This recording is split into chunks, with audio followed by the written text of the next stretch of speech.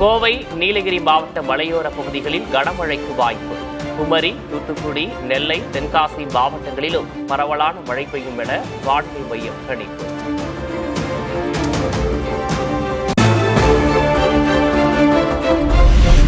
சென்னை மற்றும் புறநகர் பகுதிகளில் மழை பெய்ய வாய்ப்புள்ளதாக வானிலை மையம் தகவல்.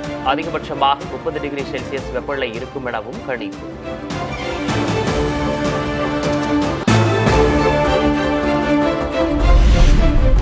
தென் தமிழக கடலோர பகுதிகள், மன்னார் வளைகுடா, குமரிக்கடல் பகுதிக்கு மீனவர்கள் செல்ல வேண்டாம். சூறைக்காற்று வீசுவதால் மீனவர்களுக்கு வானிலை மையம் எச்சரிக்கை.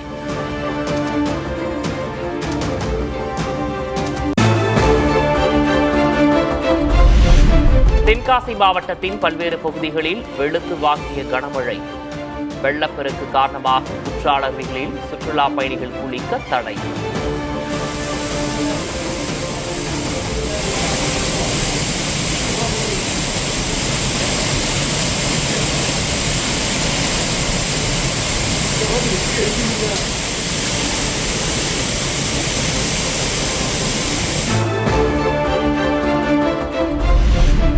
விருதுநகர், ஸ்ரீவில்லிபுத்தூர், ராஜபாளையம் பகுதிகளில் திடீரென பெய்த மழை.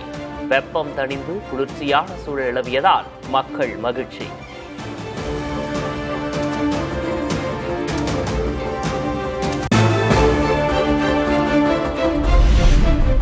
தேனி மாவட்டத்தின் பல்வேறு பகுதிகளில் நள்ளிரவில் கனமழை.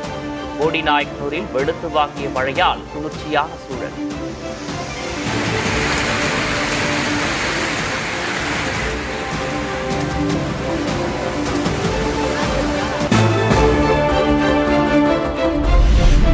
திருப்பரங்குன்றம் மலையில் உள்ள சிக்கந்தர் தர்கா கந்தூரி விழாவிற்கு தடை கோரிய வழக்கு.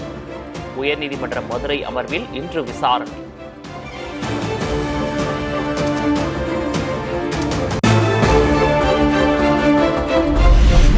போதைப்பொருள் பயன்பாட்டிற்கு எதிராக மதிமுக பொதுச் செயலாளர் வைகோ மேற்கொள்ளும் சமத்துவ நடைபயணம். திருச்சியில் இன்று தொடங்கி வைக்கிறார் முதல்வர் மு.க. ஸ்டாலின்.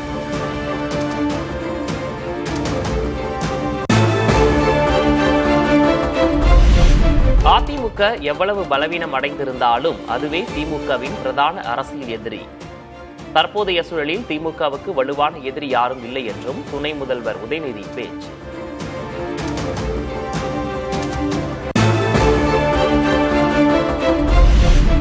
வரும் சட்டமன்ற தேர்தலில் அதிமுக சார்பில் போட்டியிட 10,175 விருப்ப மனுக்கள்.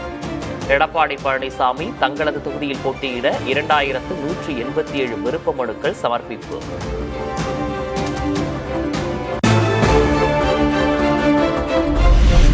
எடப்பாடி பழனிசாமியும் ஓ பன்னீர்செல்வமும் ஓரணியில் இணைய வேண்டும் என்பதை விருப்பம். பாஜக மாநில தலைவர் நயினார் நாகேந்திரன் பேட்டி.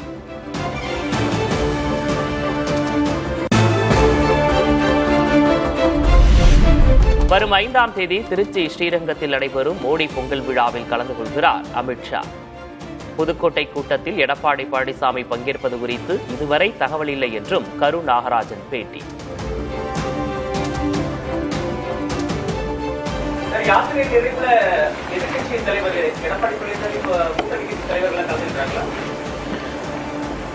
இதுவரைக்கும் அந்த தகவல் இல்லை. இந்த தகவல் இருந்தால் நிச்சயமா உங்களுக்கு தெரிவிக்கிறோம்.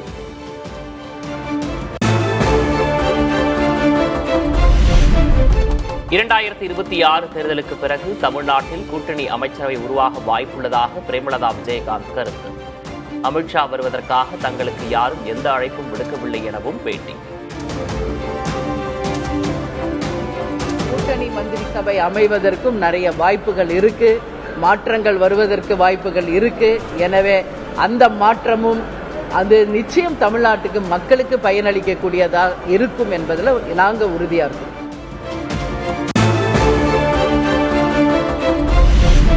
முன்னாள் முதல்வர் கருணாநிதி நினைவிடத்திற்கு சென்ற முதல்வர் மு.க. ஸ்டாலின்.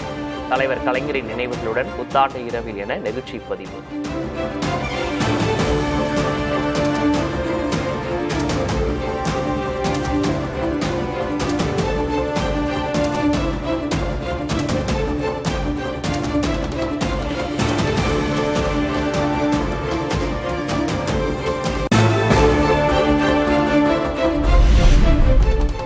அரசு ஊழியர்களுக்கு 3000 ரூபாய் உச்சவரம்பிற்குட்பட்டு பொங்கல் போனஸ் அறிவிப்பு. 9.90 லட்சம் ஊழியர்களுக்கு மிகை ஊதியம் வழங்க 183.86 கோடி ரூபாய் ஒதுக்கீடு செய்து தமிழ்நாடு அரசு உத்தரவு.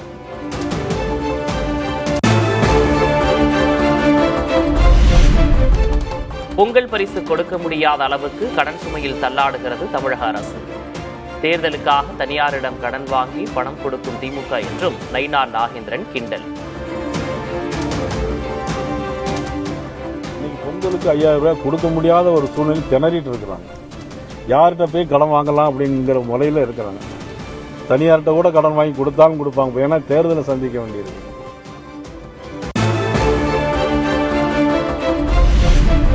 தமிழ்நாடு அரசு ஊழியர்களுக்கான ஓய்வூதிய விவகாரம். போராட்ட கூட்டமைப்புகளுடன் அமைச்சர்கள் குழு இன்று பேச்சுவார்த்தை.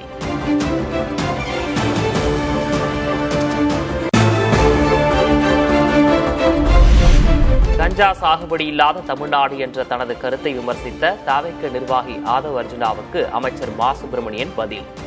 கரூரில் 41 பேர் இறந்து போன போது மனிதாபமற்றமாறு ஓடி ஒளிந்தவர்கள் பேசுவதை பொருட்படுத்த தேவையில்லை என காட்டும். ஒரு 42 உயிர்கள் துடிதுடிக்க இறந்து கொண்டிருந்ததை பார்த்து ஓடி வந்த மனிதாபிமானமற்ற அந்த ஒரு மிகப்பெரிய அறிவாளி பெருமக்கள் என்னை அறிவில்லாதவன் என்று சொல்வதில் நான் அதை பொருட்படுத்த தயாராக இல்லை.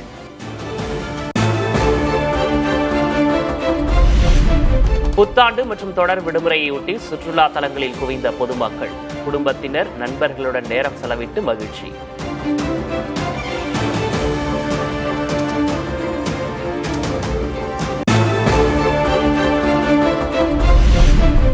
தங்கம் விலை சவரனுக்கு 320 ரூபாய் சரிந்து 99,520 ரூபாய்க்கு விற்பனை. வெள்ளி விலை கிராமுக்கு 1 ரூபாய் குறைந்து 256 நிர்ணயம்.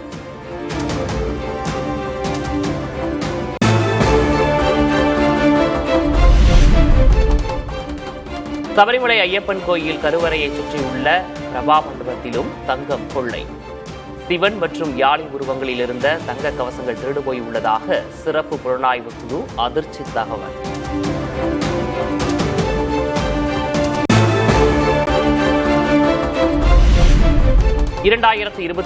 ஆண்டு ஆகஸ்ட் 15ஆம் தேதி இந்தியாவில் முதல் புல்லட் ரயில் பயன்பாட்டிற்கு வரும். மத்திய ரயில்வே துறை அமைச்சர் அஸ்வினி வைஷ்ணவ் திட்டவட்டம்.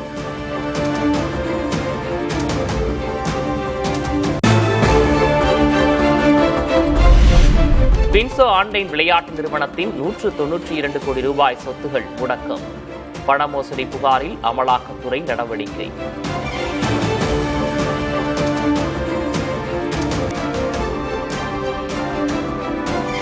தைவானை சீனாவுடன் மீண்டும் இணைப்பது காலத்தின் கட்டாயம் என ஜி ஜின்பிங் பேச்சு. சீனாவின் எந்த ஒரு அச்சுறுத்தலையும் எதிர்கொள்ள தயார் என தைவான் அதிபர் லாய் சிங் தே பதிலடி.